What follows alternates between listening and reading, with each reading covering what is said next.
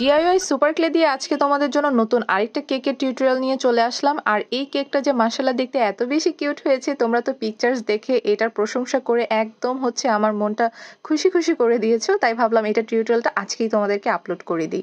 আসসালামু আলাইকুম এভরিওয়ান, কি অবস্থা তোমাদের সবার? আজকে আমার পেজে তোমাদের সবাইকে স্বাগতম। আর এই মাসে যাদের বার্থডে সবাইকে আমার পক্ষ থেকে হ্যাপি বার্থডে টু ইউ।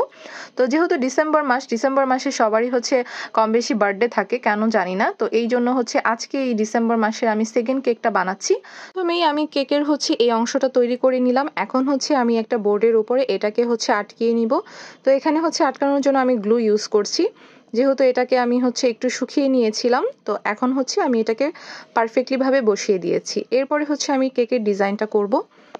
কেকের উপরে ডিজাইনটা করার জন্য আমি এখন ডার্ক পিঙ্কটা ইউজ করব, যেহেতু আমি একটা পিঙ্ক কালারের মধ্যে কেক বানাচ্ছি। তো প্রথমে আমি একটা সফট পিঙ্ক কালার নিয়ে নিলাম, তারপরে এখন আমি একটু ডার্ক পিঙ্ক নিয়ে নিয়েছি।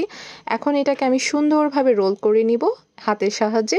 তো সুন্দরভাবে একটু আস্তে আস্তে করে নিলে খুব সুন্দরভাবে এরকম রোল হয়ে যাবে। এরপরে আমি এখানে দুইটা রোল করে নিব একই মাপের। এরপরে এটাকে সুন্দরভাবে পেঁচিয়ে নিতে হবে।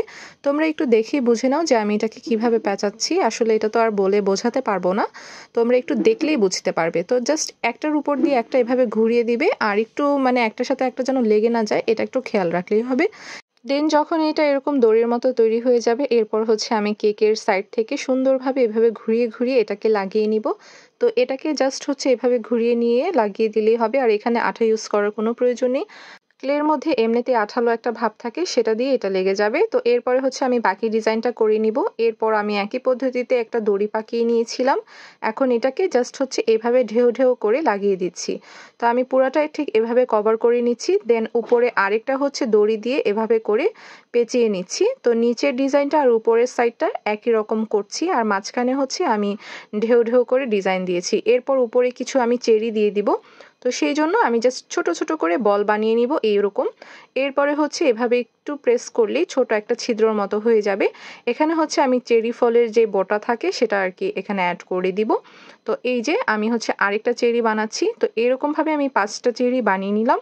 এরপরে আমি ছোট ছোট এরকম পাতা অ্যাড করে দিচ্ছি, বা উপরের যে অংশটা সেটা অ্যাড করে দিচ্ছি। তো এরপরে আমি একে একে এগুলোকে বসিয়ে দিব।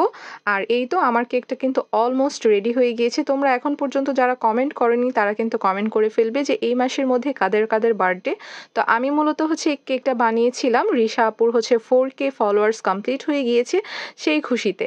তো ইনশাল্লাহ সবার জন্য দোয়া থাকবে, এবং তোমরাও আমাকে ঠিক এভাবে ভালোবাসা দিবে আশা করি।